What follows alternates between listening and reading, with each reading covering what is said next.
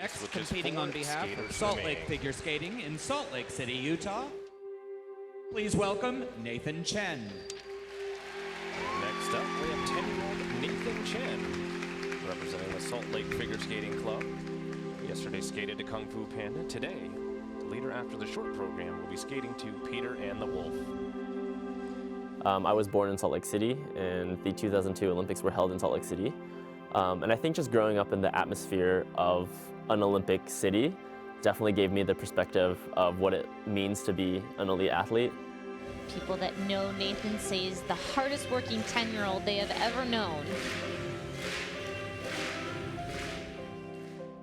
Truthfully, there wasn't much of a deeper meaning behind that. I wanted something that would be able to, take up some time outside of school and something that I enjoyed. And it really just came from a love of the sport, just being able to spend time on the ice, be able to, have a sport that I can share with my family, with my friends. And then I ended up, really doing well in that sport, and it just took me many, many places. I think that I discovered that I was fairly talented at skating while I was, I guess, decently young. Most of the people that I was skating around with didn't have the ability to do some of the jumps that I was able to do when I was a kid. And that allowed me to basically within my state win a lot of competitions. But not until I was maybe 16 and starting to land the elements that I do now was I really like, okay, maybe this is a way for me to make it to the Olympics, make it to the big stage of figure skating. Because up until then, I didn't really think that I was really fit to be highly competitive amongst elite figure skaters. But I think knowing that I was capable of landing the jumps helped me build confidence, knowing that I could then put myself in the stage of competing, even thinking about competing with the top of the top, like the Patrick Chans or the Yuzu Hanyus.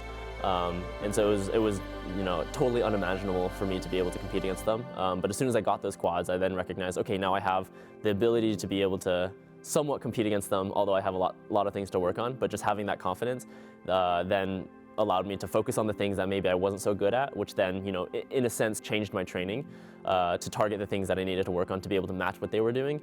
But I think having that definitely gave me the confidence to know that I, had the potential to belong.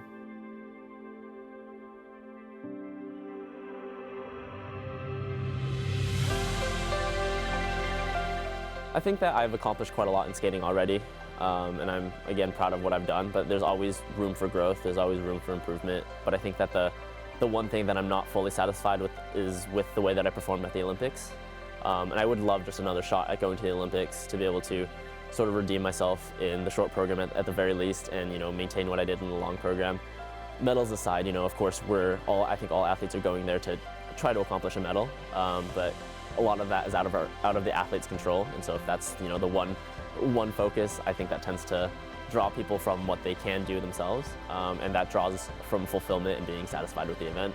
So as much as I can right now, put myself in the position to make another Olympic team, and just do the best that I can at that competition. And from Salt Lake City, Utah, Nathan Chen.